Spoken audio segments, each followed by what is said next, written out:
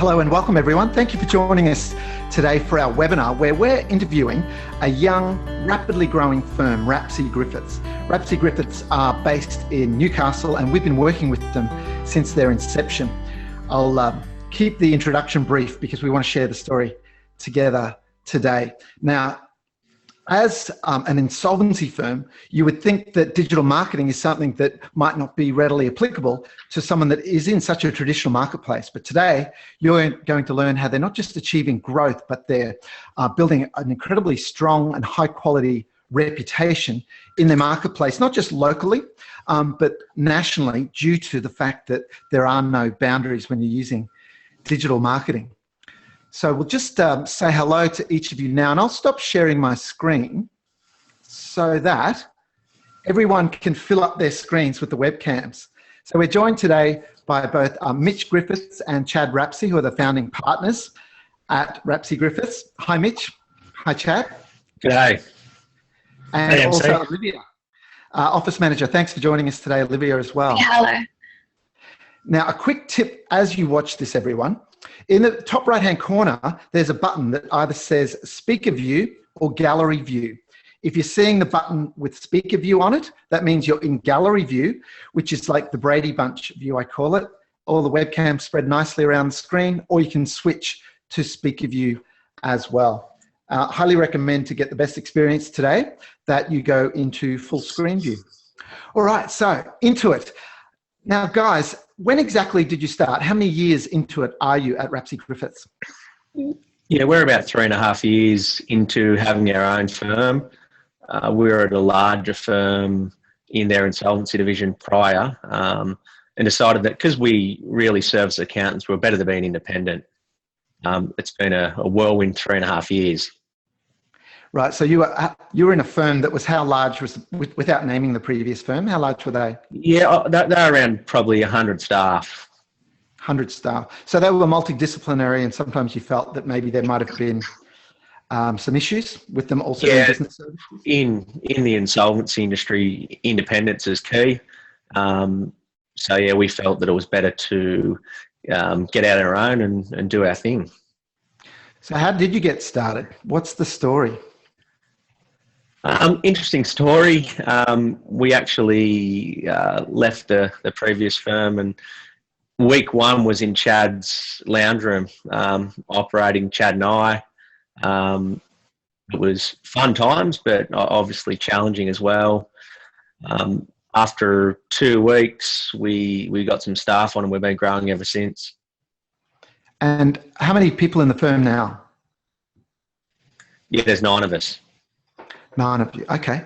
And I remember when we first spoke on the phone, Mitch, you called us, you'd just been to an accounting firm, I think it was A Squared Advisors on the Central Coast, and you'd also had a chat with Steph Hines at Growthwise. Was that how you heard about Paradox in the first place, through more traditional business services type firms? Yeah, I'll send this one over to Chad. He was probably instrumental in that stuff.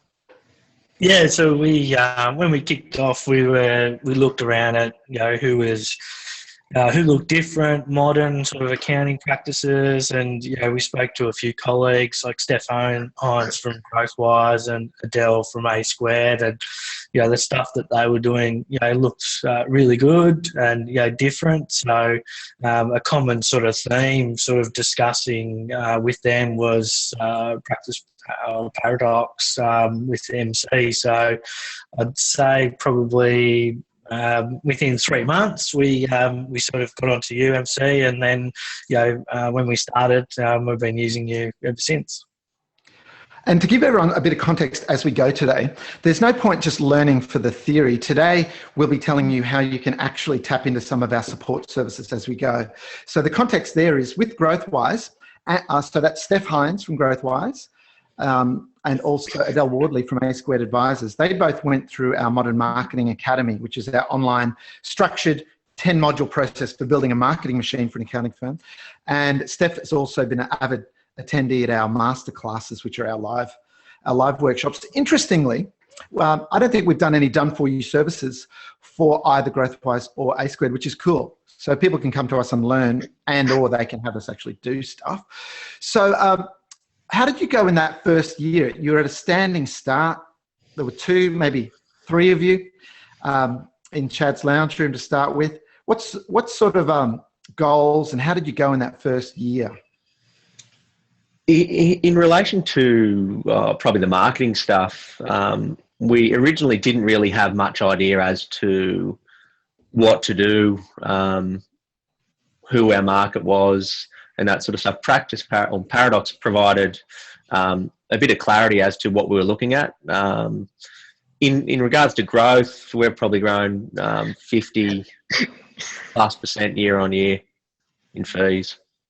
And I remember after the first year you called me and you had we won't mention dollar figures, of course, for privacy, but you well exceeded your initial 12-month goal in revenue in the first year, which is always good to see, because most business plans that I've seen over the years, having been involved in a lot of startup ventures, are often highly optimistic, and to exceed year 1 forecasts is a rare and fine thing.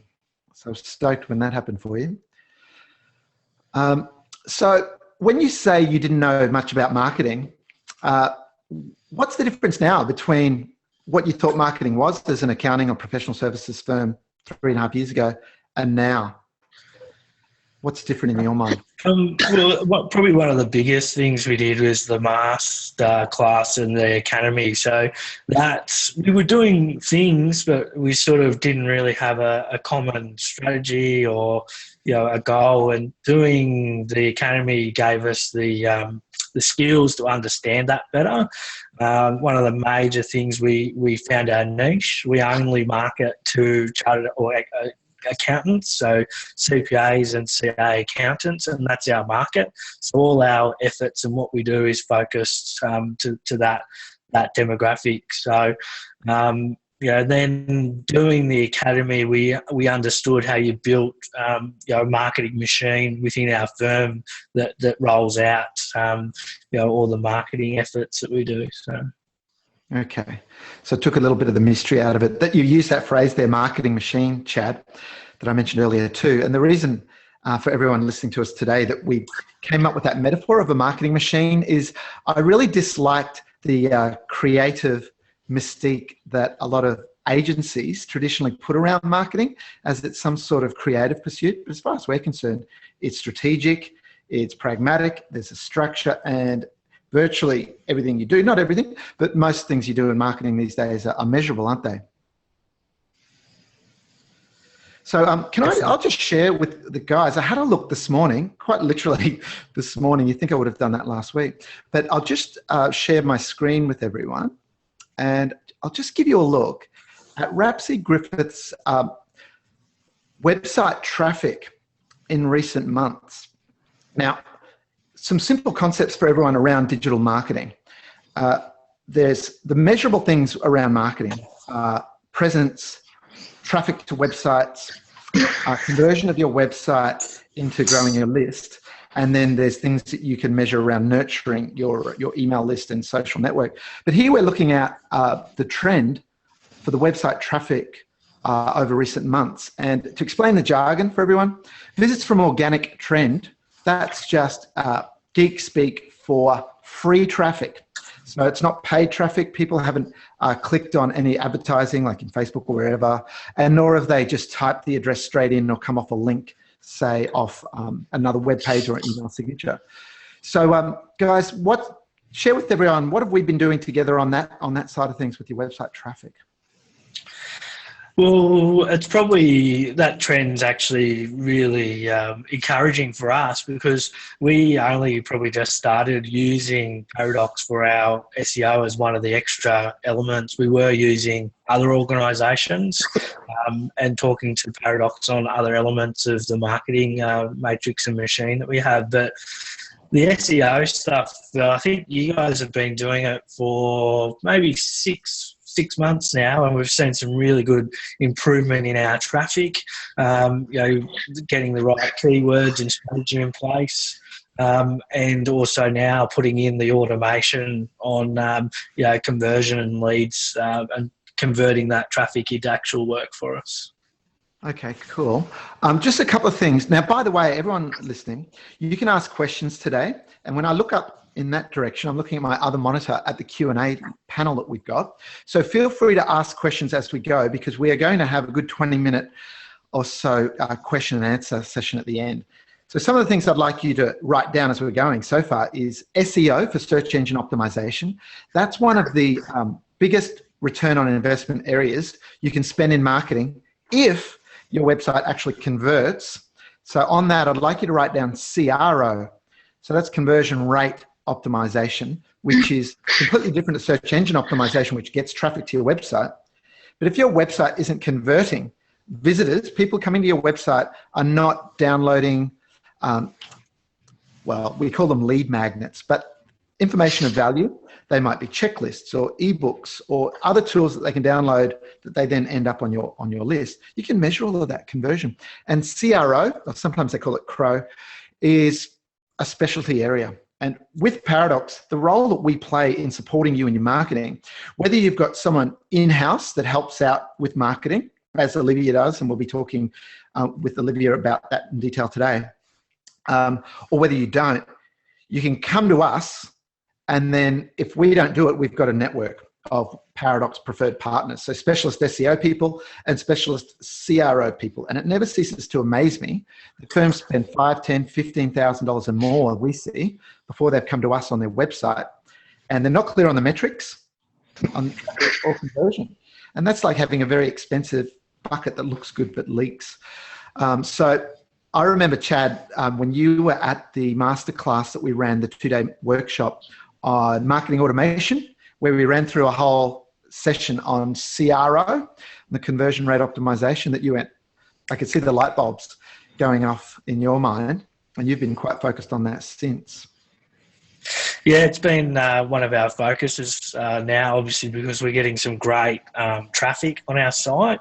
We're just really focusing on that conversion and the lead generation and making sure we convert the traffic that's there, and all the hard work that we've sort of done with you guys to improve our traffic to getting the conversions. So, and it's interesting when you said about, the website. When we started, we spent a fair bit of money on our first website, and then learned probably the hard way in regards to that website wasn't really the greatest. And since then, we've had 2 different websites, and we're working on our latest one now. Okay, great. And on the SEO side of things, guys, be careful that this is to everyone. When you use an SEO person, it always amazes me how spammers email you to prospect you to use their SEO services. It's like if they were any good at SEO, they'd be getting a lot of traffic to their own site, one would think. But just be very careful, everyone, of using SEO specialists who are either not based in your country, because they might not get some very important cultural nuances, and if they're not industry specialists as well. We've worked with people who've spent a lot of money for 12 months, 2 years on SEO, not seen the results, and have had their website wrecked. And by wrecked, I mean had some techie SEO person change things to rank well in Google, but ruin the site for readers to actually engage, enjoy, and convert effectively into wanting to hear more. So just be very wary on the SEO front. And we've referred Rapsey Griffiths onto one of our Paradox preferred partners in the conversion rate optimization space as well. Hey, you're implementing some marketing automation now. Yeah, we're in the process of doing some automation with Active Campaign and getting a few of those lead generation items sort of finalised on the website with automation behind it. So yeah.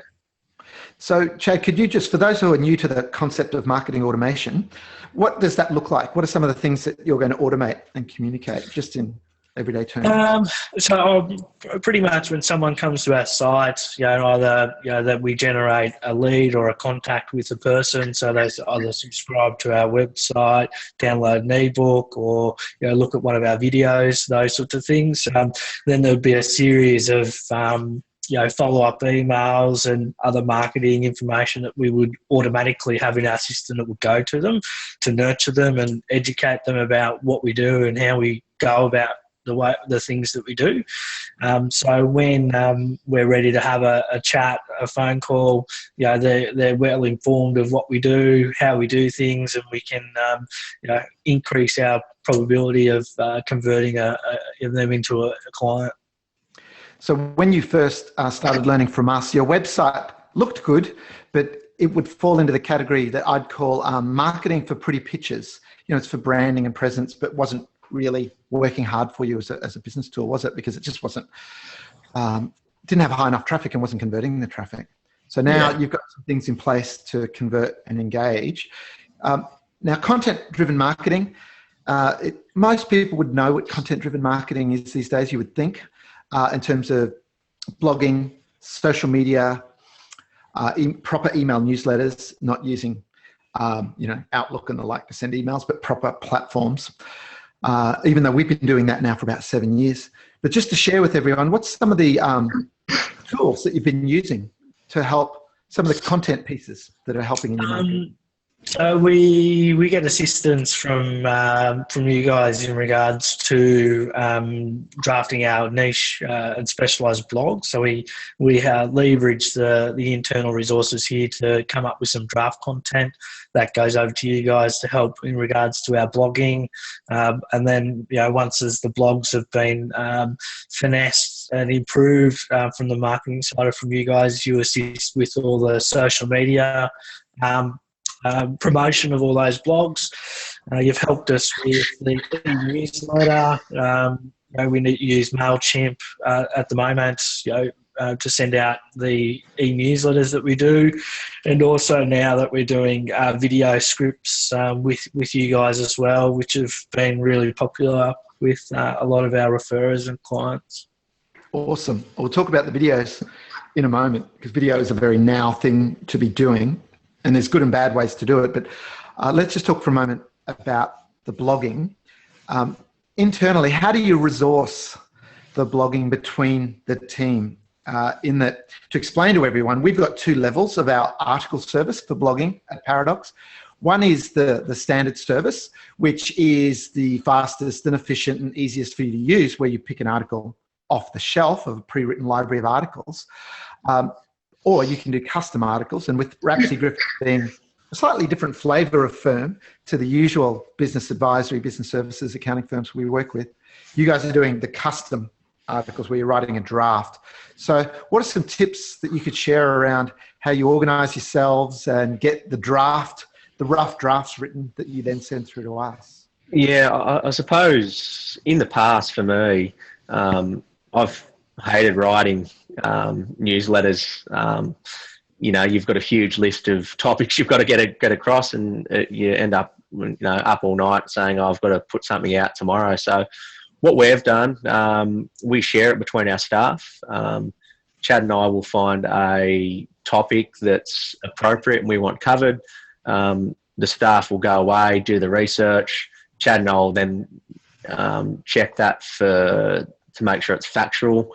Then we send it off to Paradox, where they'll finesse it, come up with a great headline, and send it back for final approval. So even the headline, Chad and I were always trying to come up with headlines. It might take me a few hours writing it down, putting together different combinations of words. And with Paradox, it's easy. We send it off. We will take care of the technical stuff. That's our domain. They can take care of the marketing side of things. Cool. So you're able to just reduce the amount of time that it takes you and then throw it over the fence to Paradox and we can do the rest. Well, now it just happens. Yeah, you've got deadlines too. You're making deadlines your friend in that you're assigned marketing coordinator within Paradox, which is Isabel. If you don't submit your article draft by the agreed time, we'll follow you up, yeah? Yeah. In a supportive way. Just to share with everyone around blogging, when Rapsey Griffiths sends us a draft article, that might be maybe 20% of the work is the rough draft of an article. And from there, it actually goes through 4 different people in a workflow for it to be here's what happens, is the first thing that we do when we look at the draft article in our custom article service is we ask ourselves, and we ask you, and we do what's called keyword research. And we ran through that at our last masterclass, which was on blogging, how to do keyword research. But we decide what phrase, not one word, not two words, what 3, 4, 5 word phrase do we want this blog post to rank well for in Google? And that's really important. So we decide that, and then we look at, does that get enough traffic? Is that a good choice? Then what we do is we weave that through the headline and also what's called the SERP, S-E-R-P, which is search engine results pages. So that means what it looks like in the Google search results. So it's one thing to rank well in Google. If you're on page 1 of Google, you've got a chance. The top 3 in Google get 80% of the clicks on any search. So there's 10 there. The top 3 will get 80% of the clicks. Of those 3, the top 1 will get 80% of those clicks. So you've got to sell the click. So we actually also craft a title to appear in Google that might not be the same as the headline, also a description, and we SEO those as well with that phrase, and then we SEO the article. So that's just SEO. So simultaneously with the SEO, we apply copywriting to it to make sure it's as readable, enjoyable, engaging as possible for your readers. Because as experts, as people with deep expertise, and I'm speaking to everyone here, Rapsey Griffiths and everyone included, sometimes each of us can write in jargon and forget that sometimes we need to step back and explain things differently with metaphors and analogies. So we do that. Then when the copywriter's finished doing that, he suggests some ideas for what might be good phrases. So then someone on our marketing assistant team, either Christina or Donnie, goes and searches a whole bunch of images that fit. Then what they do is, so I'm just sharing behind the scenes here, the amount of work that goes in. Then within Slack, we use Slack to communicate internally at Paradox. We then vote and give thumbs up and thumbs down, etc., to the different images. And then the assigned marketing coordinator, so in your case, Isabel, as I mentioned, she then goes, yep, that's a good article. Whew. So then we've got a really good article, well written, SEO, we've got an image, but it's not published yet. So then we'll put it up. You guys, your website's based on WordPress, isn't it? Yep. So they'll put it up in the back end of WordPress, but that's nowhere near enough. If you're blogging, you've then got to promote it. So often we'll also put your blog post into LinkedIn as a long post, won't we? So like the full article in LinkedIn, in one of your profiles, promote it in LinkedIn as a short update, promote it in Twitter and other social media. And by the time we get to the end of that, that's the article service. So the name almost doesn't really fully describe it in terms of it. So I just want to share that with everyone. But guys, you've been doing the videos now for how many months? How long have you been doing these animated videos to support your blog posts? Probably been doing them for nearly 12 months now. We have a KPI or a goal of getting one out a month. So they've been going well. So what's the process there? You guys come up with an idea for the topic, and then it's a bit like an article for the videos, but we polish the script then for the... Yeah, so we probably use our blogs that we've already got you guys to assist us with, and then we look at choosing which one of those would be good video scripts. Then we condense them a little bit, and then we send them to you guys to put them into a good script for us. And again, before I talk to everyone about SEO, make sure you use someone who gets your culture, gets your vertical market, your profession, your industry. It's the same with copywriting. So we've got copywriters, and your assigned copywriter typically is Bill. And he does awesome work now because you sent through some pretty technical stuff being in the field that you're in. And he can do that to the scripts as well. So then that goes back to your animator who then creates these videos. Yep. Yeah, that's right. Yeah, then the animator puts together the voiceover and the animation. Then it goes back to our marketing quarter with you guys to blog up and then share through our social media channels. Yeah, cool. And by the way, I've just looked up here and I've seen Karen has said, OMG, get other team members to do draft custom articles. Why haven't I thought of that before? There's a good tip there. Do you have any tips? Do you get people to volunteer for it, or do you base it on senior advisors? Who do you choose who's going to actually contribute to doing draft articles? Well, we usually, give more complex technical stuff to more senior people in the firm, but generally we have like a calendar, and then we allocate, a topic to every task member, and then Olivia internally drives the process of ensuring the staff get a draft to us by certain deadlines. So then we work in with the Paradox and the deadlines we have with you guys to submit things. I suppose why the article service works is that the staff can just come up with the technical side of things. They don't have to sit there and worry about sentence structure, everything like that. So whereas in the past, you'd sit there and you'd rewrite and, does that sound right? Paradox takes that worry away. We get in the technical stuff, which is, in my opinions, the easiest part, and they draft it ready for the market. So it's a really good point. Like the technical facts are just part of it. A good copywriter will spend 80% of their time on the headline, not the rest of the article, because the headline, the adage is the headline is the ad for the ad, or in this case, it sells people on actually bothering to read the blog post or to watch the video. In this case, for those of you interested in having a look at some of the content that Rapsey Griffiths has produced, rapseygriffiths.com.au, as you can see on screen now. And what I'll do, we'll give this a go, everyone. Zoom, the software we're using today, should handle this, but I'm going to play this video just to give you an insight into the type of videos that collaboratively Rapsey Griffiths and Paradox and their animator are creating. I'll just click play, and then actually, guys, let's kill our videos as well, our webcam views, to save bandwidth, and let's just have a look at one now.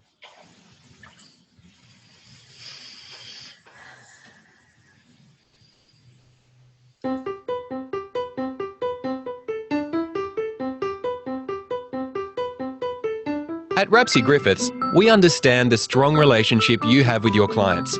So when they're facing financial difficulty, you naturally want to find a solution that best meets their needs. But to do that, you need straightforward and honest advice from someone you can trust. That's why you should talk to the team here at Rapsey Griffiths. We're independent advisors who specialise in insolvency rather than business services, audit or tax. With our easy-to-use services, you can give your clients the best possible insolvency advice and services. And how much you get involved in the actual insolvency process is entirely up to you. Here's how it works. Let's say you discover one of your clients may have solvency issues. Or maybe they've actually received a director penalty notice or statutory demand for a payment they can't afford. That's when you contact us, so one of our partners can talk to you about your client's situation and the potential options. They'll then arrange a face-to-face meeting with both you and your client. If you'd prefer not to get involved, don't worry. We're more than happy to meet directly with the client instead. During the meeting, we'll review their situation and come up with the best solution. In some cases, a formal insolvency appointment may be needed. If that's the case, we'll provide a realistic fee quote and time frame to conduct the appointment. In any case, we'll keep you up to date throughout the entire process. You'll know exactly what's going on, which will help you maintain the strong relationship you have with your client.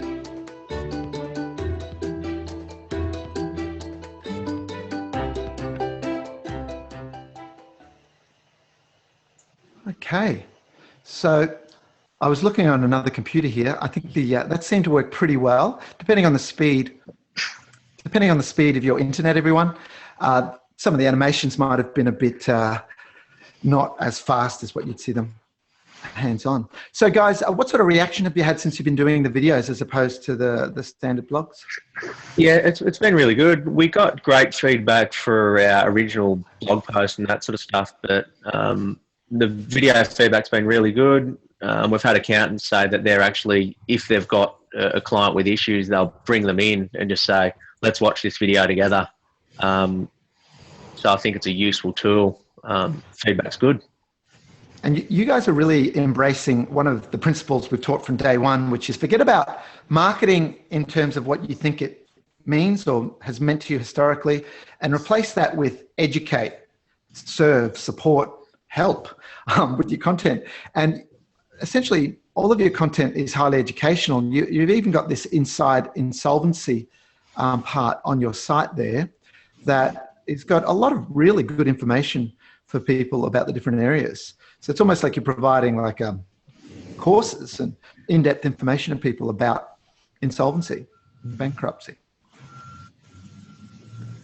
Yeah, I suppose our key is to put out relevant content that people can understand. I think we got it from Paradox to put out stuff that's, I've sent some articles over before and they said, oh, look, it's just too technical. Someone's going to get into the first few lines and say, oh, you know, this is just too much. So we try to pitch our stuff at a pretty easy to understand level. Yeah, that thing that you just mentioned there, Mitch, for anyone who subscribes to our article service, you may have experienced what we call pushback rights. Now, we have the right to push back to you a draft article. It usually only ever happens once per author, where a draft article comes into us that we're to SEO it and polish it, etc. And we look at it and we go, nope, it's not going to fly as a blog post. It's just not engaging, interesting, or unexpected enough. A principle of good content is to have a topic or an angle on a topic that's non-obvious or unexpected. So that then leads to coaching, where we just go, all right, and I won't do it now, but we step through a framework of questions to make you think of other things to write about. So you guys have been really receptive to that feedback. Elizabeth, by the way, asks, what kind of cost for the animation videos? Do you guys mind shedding some light on that for us? Yeah, for the videos, it's $1,000 for them to have the animation made and the voiceover to have that all finalised and sent to us. Okay, so that's what the animator is charging you guys? Yeah. And because you subscribe to, I think you guys are doing a couple of articles a month with us. Most people do 1 or 2. 2 is what we recommend. Sometimes people do 3 or 4. Or sometimes people mix 2 articles a month that they're getting us to do, and then they mix that with 1 or 2 that they're doing. So when you guys are doing the video, rather than do a blog post, we just focus on the script instead of the blog post, and we just treat that as an article for the month, is what we've been doing there. Now, on that cost, people might think, wow, $1,000 a month for a video. Let's talk about your typical sort of spend on marketing. You know, how much you want to share with everyone, how much you're investing in it and what sort of ROI you feel you're getting, not just with us, but in general.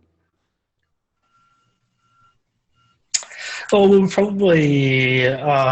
spend probably about $2,000 to $3,000 a month on marketing, spread over between all sorts of different options, which is the services we have with UMC for the article and the blogs, social media, the SEO stuff at the moment. We have other little projects that we do as well. So we're going through this project at the moment with the automation through the conversion optimization and things. So probably so $3,000 to $4,000 a month maybe would be our spend. Okay, so that's in comparison. Oh, sorry, you go, Mitch. Yeah, sorry. So that's in comparison to, I think when we first started, we placed some adverts in business magazines and business review stuff, and they were $2,000 a pop for a month. So in comparison to your standard, probably older style of marketing, putting an ad in the paper or something like that, it's pretty reasonable, I think. Yeah, look, old school advertising, it's seen its best days. We have a model that we call DARE. It's a mnemonic for DARE, where modern marketing is a dialogue, not a monologue, and traditional advertising is a monologue. It's just you going, blah, blah, we're great, call us, visit our website. Whereas this style of marketing that's content driven, there's interaction in social media, there's comments on blogs, it's far more of a dialogue than a monologue. And the second part of the DARE is A for authentic. It's so important to be authentic and not sort of BS. small firms trying to make themselves appear corporate and serious and professional. Just be yourself. If you're targeting small and medium-sized enterprises, people will relate more to an authentic, down-to-earth brand personality than they will someone who's trying to make it look like they're 100, 200, 500 person business. So keep everything you do really authentic, and then the voice of your content, make it sound as if you're speaking. Now that 3,000 or 4,000 a month, some people might go, wow, that's a lot of money. But like in the grand scheme of things, is it? Support person per year could be around, depending where you're located, a similar amount. But in terms of marketing, today we've talked about copywriters, SEO people, marketing assistants, graphic designers, and we've got some clients who are some logged in today that have some of those people in-house on their team. But it's pretty hard to justify, isn't it? And put full-time people in-house when you're a small and medium-sized business.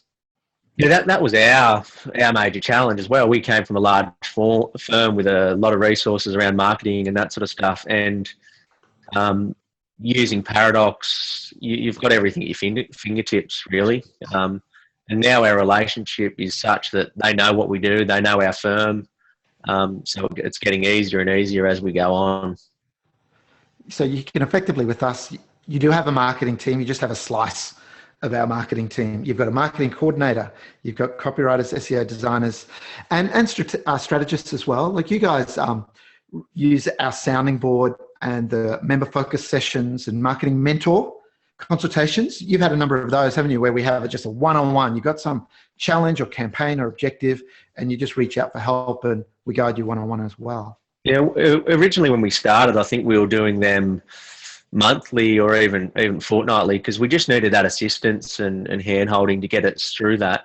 Now, Chad and I are coming up with ideas all the time, some good, some dreadful, but if we think we've got a good one, we'll agree on it, and then we'll take it, have a member focus session, one-on-one with MC to say, this is what we're thinking. What do you reckon? Will this work? And it's good, honest advice, sometimes brutal. That's good. We call it tough love, Mitch. You know that? Yeah. Just like being a good parent. Sometimes you got to tell people what they don't want to hear, but that's good for everyone.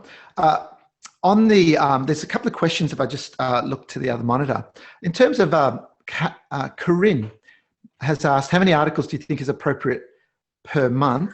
I briefly mentioned my opinion there. What do you guys think? How many blog articles a month gets traction? We're doing 2 now, Chad, aren't we?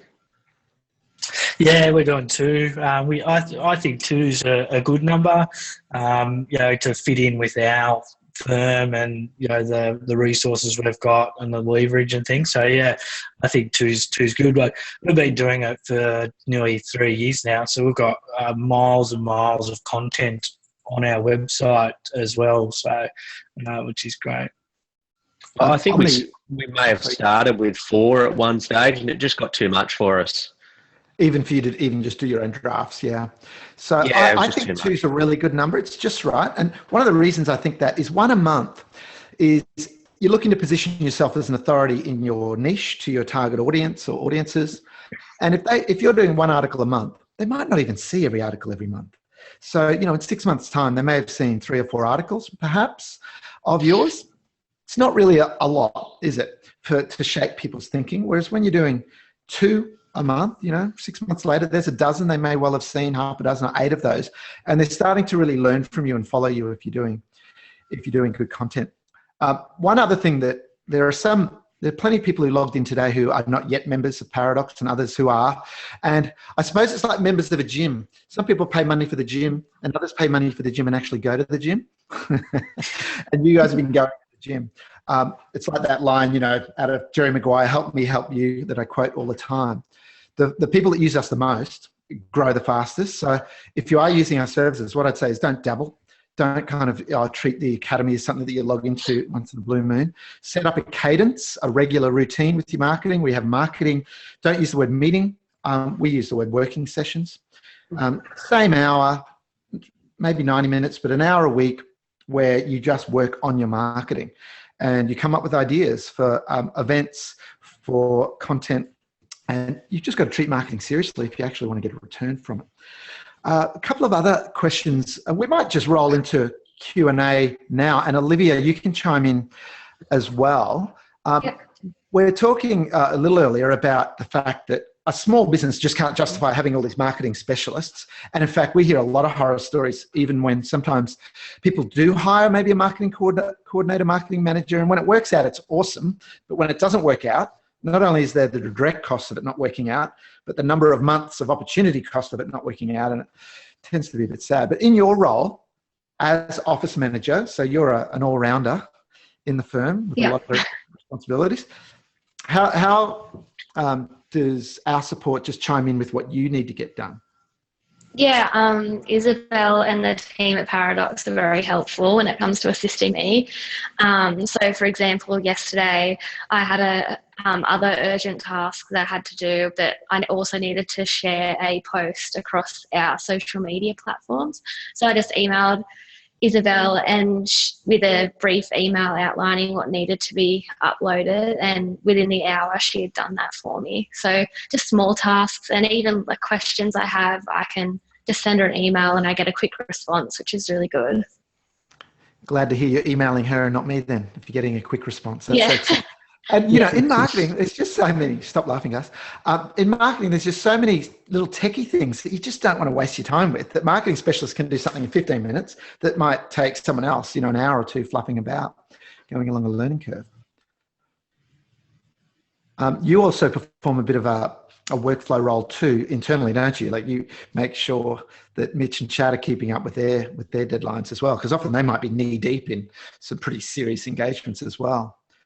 So I book in the web meetings and we need to catch up with you, and just keep that every fortnight we meet and go through our marketing to And that cadence, I've been using that term cadence. If you haven't yet read, speaking to everyone now, The 4 Disciplines of Execution, it would be in my top 6 business books. I think the biggest skill gap in the small and medium sector for businesses, entrepreneurship, is the ability to execute and follow through on ideas. To me, ideas are easy, ideas are cheap. It's execution that matters. And you don't need 100 ideas, you need 3 ideas and you need to execute them. And a huge part of that is having this regular cadence, this regular pattern, no matter what it is. And to know it, is it weekly? Is it every second week? Is it monthly? Whatever it is, and then stick to it. And it does take people to champion that. And so that's a huge value add that Olivia, you're doing there. Now, I'm going to run through. Feel free to send more questions. This will be a bit random now, guys, in terms of the order. Craig asks, MC, did you assist with the website build, or did Rapsey Griffiths go direct?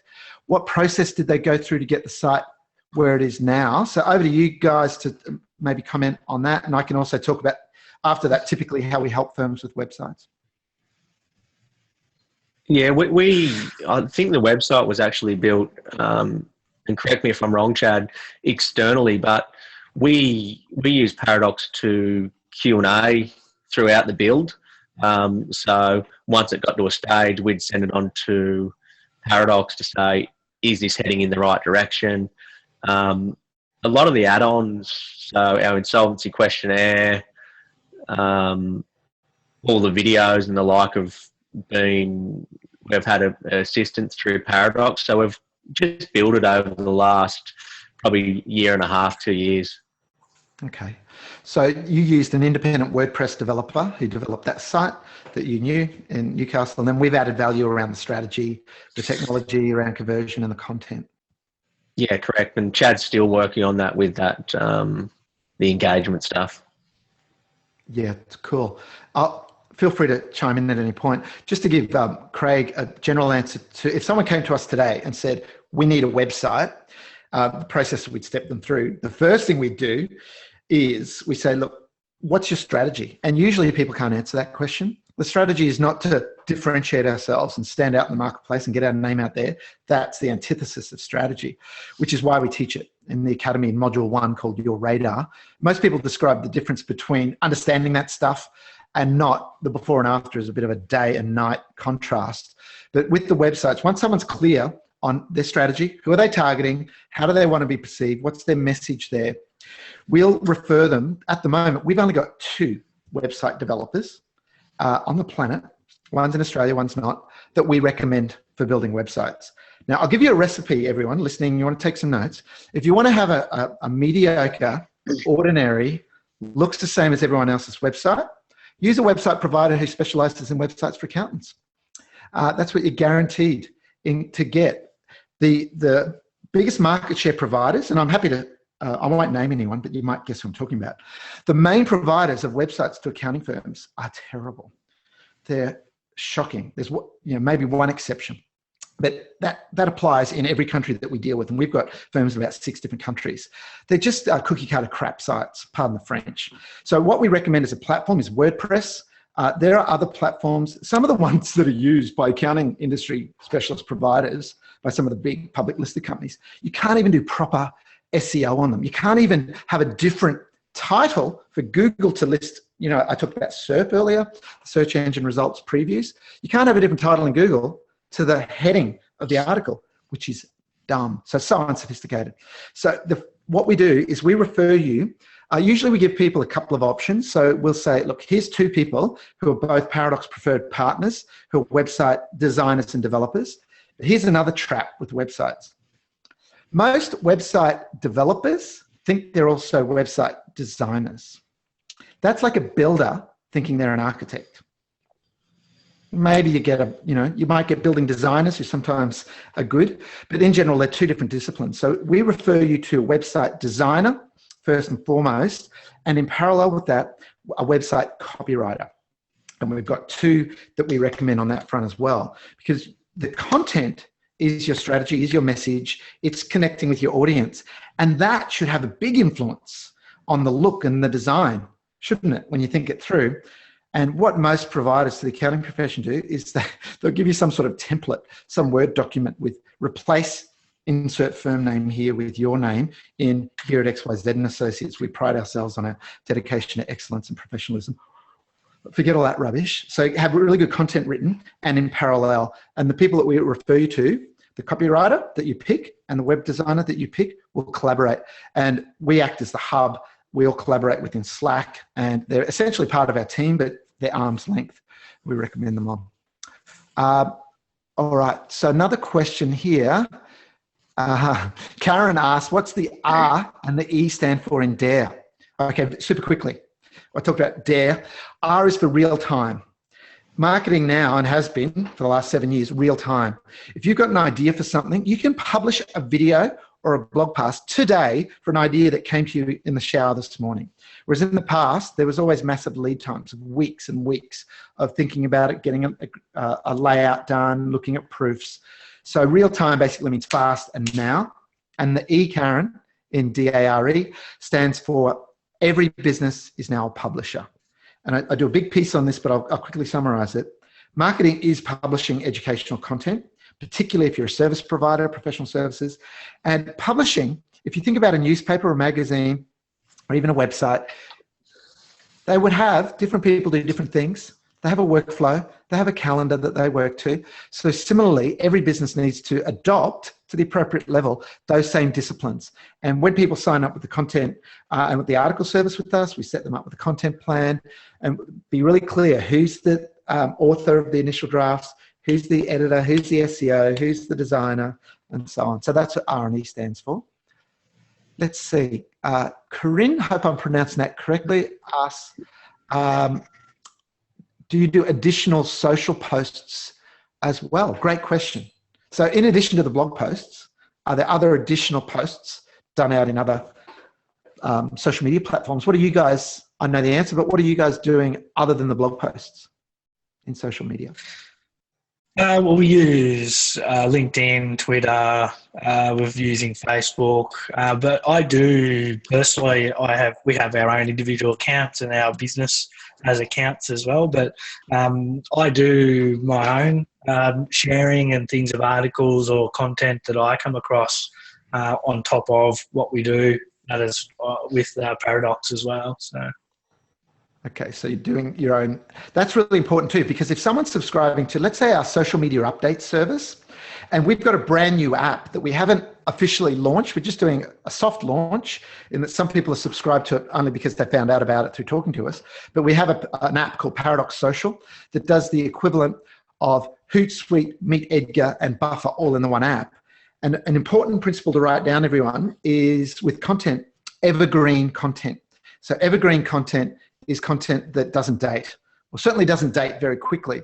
And when you've got a blog post that is evergreen, you shouldn't just promote it once in LinkedIn, Twitter, Facebook, whatever, because HubSpot is an American digital agency. Their data shows that only probably about 14 to 18% of your audience will see the initial promotion of it. So you've got this great blog post. It's going to be just as relevant in 3 months, 6 months, 12 months time, maybe even 2 years time. So you need to keep re-promoting your existing content. And with the tool like Paradox Social, now Meet Edgar also does it, but you'll pay about 3/4 of the cost of Paradox Social just for this one feature. You can set up repeating posts. So for us, what we do ourselves is when we've got an evergreen post, we'll promote it to publish out into, let's say, LinkedIn and Twitter, and we'll set it to repeat every, say, 7 weeks. And that way, that blog post will get promoted again, but people won't feel like it's repetitive. It's not like every day or every week, every 7 weeks. So there's a very good chance that the 86% or so that didn't see it the first time might see it in 7 weeks' time or 14 weeks' time. So definitely recommend everyone gets active in social media and not just publishing and sharing content, but just asking questions, helping people out. Always remember that social media is like a barbecue or a dinner party. You know, those are you with kids, dinner parties. We had an example recently, MC, with that is we had a post that was done for you guys, and then it reoccurred down the track, and we had someone in Sydney that we haven't dealt with before and said, "Oh, great post! I didn't see it the first time," you know, and sort of engaged with us, which was great. So there you go. And you know, I failed to mention that before, that article service process. That's what we do every time we publish your blog post, is we set up that recurring pattern. And you get to a point where you've got this snowball effect of content that, you know, you guys have been doing 4 and then 2 articles a month for a few years. You've got an absolute wealth of content, and it gets repurposed and reused. Now, some of your topics are not evergreen because you're commenting on legislation that's proposed or might pass or recently passed, but a lot of your stuff is principles that is evergreen as well. So they're the ones that we set up to recur. Also, too, another tip for accounting firms is, you know, you've got recurring things that are annual, quarterly, monthly. You can set those up in social media to recur, remind people of different deadlines. That might not be glamorous, but that's just one of maybe 10 different types of messages you can be sending out there as a typical accounting firm. All right, now just looking. Okay, Jed asked, with each article, how many reads are you getting? It's okay if you guys don't know the answers to that, because that's in your... Yeah, it depends. With our e-newsletters, we currently use MailChimp, so which Paradox helped us and educated us how to use that. So when we send out an e-newsletter, we can obviously tell the click rates of who's opened it, who's clicked on different sort of elements of that, who's engaged and things. So we review that every time we send an electronic newsletter out. So I don't have the sort of figures off the top of our head, but I think we were really, really happy with our open rate and of our database that we've got. Then obviously people commenting or liking and sharing on a LinkedIn post and those sorts of things. I think we use a service with you, MC, where you every month you give us like a snapshot of our engagement across all our channels. So, you know, how many people opened our electronic newsletter, how many people went out to, you know, how many social shares did we do, how many likes or how many retweets and things that we got. And every month we just review that. Okay, well, having looked at some of the data, thanks, Chad, on that, your site gets about 140 unique visitors a day.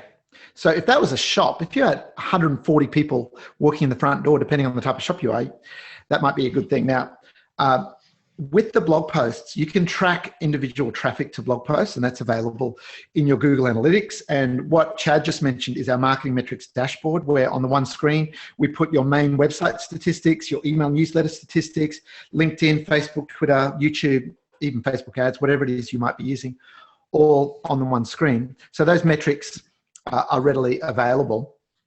But one thing that we haven't mentioned today is that with SEO, you can have a blog post that absolutely nails a very specific phrase within a couple of weeks, and be ranking #1 in Google for a very specific search phrase, not just, accountants or, insolvency advice location, but really specific, in your case, things. What was the most recent blog post that went through? There's some changes happening. I forget, I QA'd the article, Mitch and Chad, but it was about ipso facto and some things that with some changes happening. Yeah, some changes coming through next year in the insolvency legislation. So there's a safe harbour for directors for insolvent trading with certain conditions, and also ipso facto clauses, which is a change of where people can't just automatically terminate contracts in an insolvency situation. So quite specialised and targeted terms and phrases, which we're able to target pretty easily with you guys.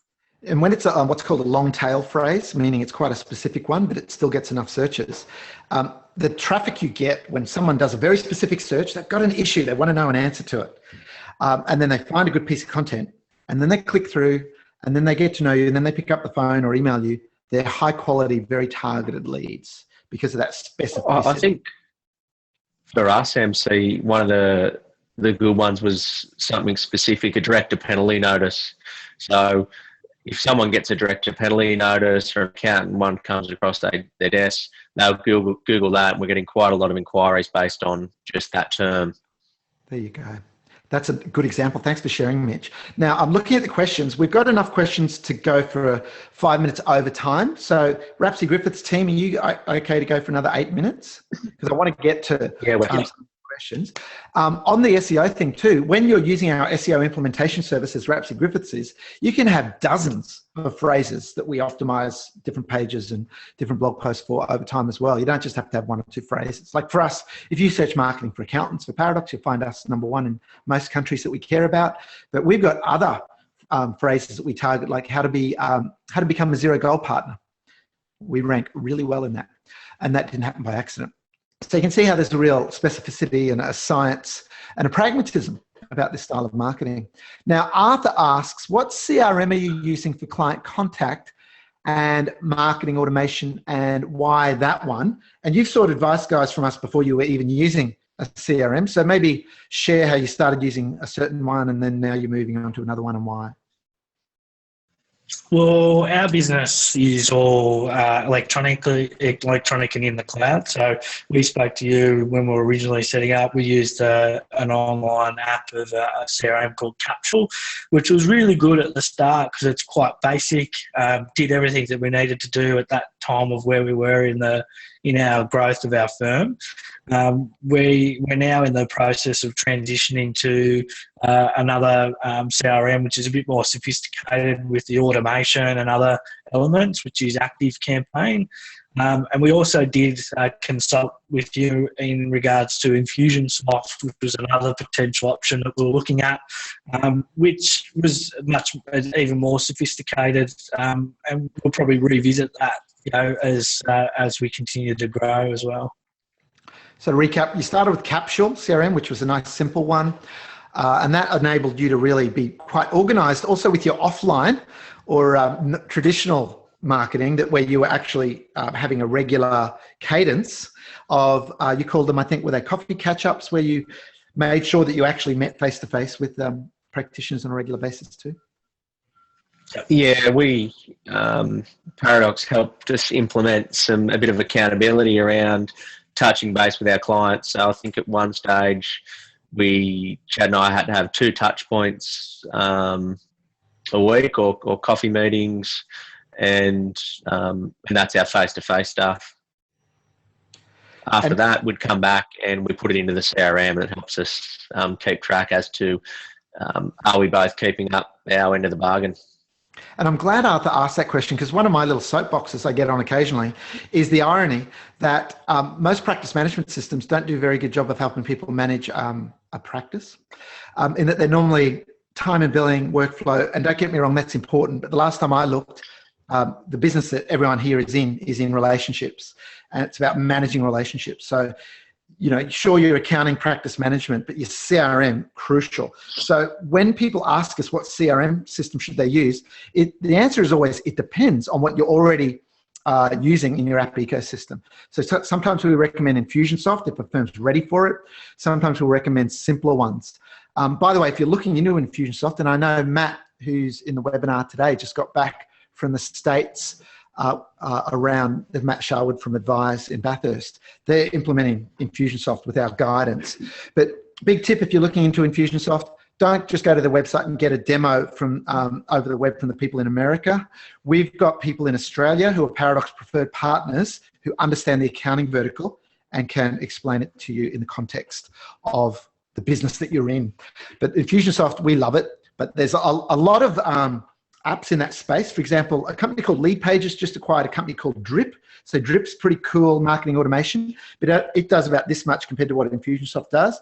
Active Campaign does about that much. And there's nothing right or wrong with this much. It just depends what's a fit with what do you want your CRM to do, because CRM can mean different things to different people. Okay, let's see. Another question here. Ivan, what science or tools do you use in order to establish the keywords and develop the most relevant content? In essence, if good copywriting links the dots with engaging story, how do you find the best dots? Great question, Ivan. I'll answer this as well as I can right now. But at our masterclass, last one that we did on blogging, we did a whole session on keyword research. Now, some of the things that I'll recommend is you use Google Suggest. The way that you do that is you use the Google Chrome browser and you use incognito mode.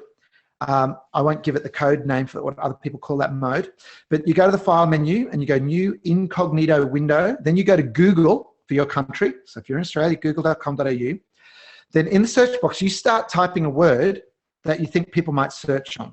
So before that director's penalties one that you mentioned, Mitch, you can start typing a word, and then when you hit space, you probably notice that Google suggests 3, 4, 5 phrases that are the most common phrases that follow that word. Then you might pick one of those words or type another word. Google Suggest is brilliant as a startup. But then there are other specialist keyword tools that you can use for doing research. Google's got some other good ones as well. But for starters, just use Google Suggest. But the other thing, and I'm constantly training our copywriters around this, is that you need to step back and just think and imagine you are in the target market and you have this problem. What would you search on?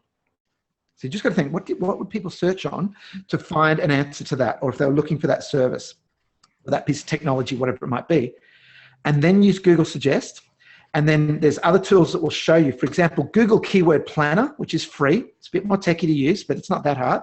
Google Keyword Planner, you can put in a keyword phrase and show me the traffic that that phrase gets in Australia or in Sydney or in whatever country you're in, and also not just see the volume of searches, but also the competitiveness. And what you don't want to target are phrases that are really high volume and really high competitiveness, like accountants, Sydney. Good luck with that one, because there'll be a lot of people trying to rank well on that. So if you get one that it has a moderate level of traffic and moderate to low competitiveness, bingo, that's really easy to rank well for and get good traffic from. So that's a very quick answer for you, Ivan, on that one. And lastly, let's see. Lastly, we've got Julie asks, and I couldn't have timed this better myself, Julie. Do you see Facebook Live being a valuable marketing tool to have like a captive now audience? Before I answer that, in wrapping, guys, are you guys going to do any live video? Like you've got this animated video. Have you got any plans for doing live videos such as webinars like we're doing now, or Facebook Live where you can just talk straight into your phone and bam, you're broadcasting? We're currently halfway through developing webinar series on insolvency for business services clients to provide technical staff tips and tricks. So that should be coming out later in the year. Okay, cool. I highly recommend anyone doing workshops. And Rapsey Griffiths, you guys do a lot of traditional workshops where you hire out the local RSL in an area and you bring along a speaker, like I've been a speaker for you, Wayne Schmidt and others. And don't forget all of the offline stuff, everyone.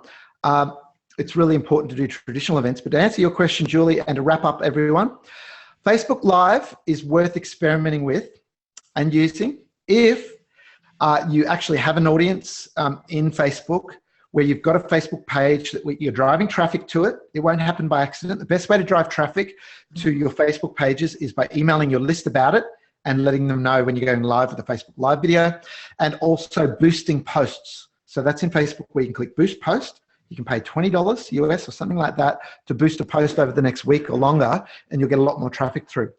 Why I said I couldn't have asked that question better myself is that we did our first ever Facebook Live last Friday, and we're going to do them every Friday at 4 p.m. and we're calling them Friday Beer Storming. Beer storming is where you combine beer or wine with brainstorming, and we're going to have a conversation, come up with ideas, help each other, and we're doing that through Facebook Live off the back of a poll.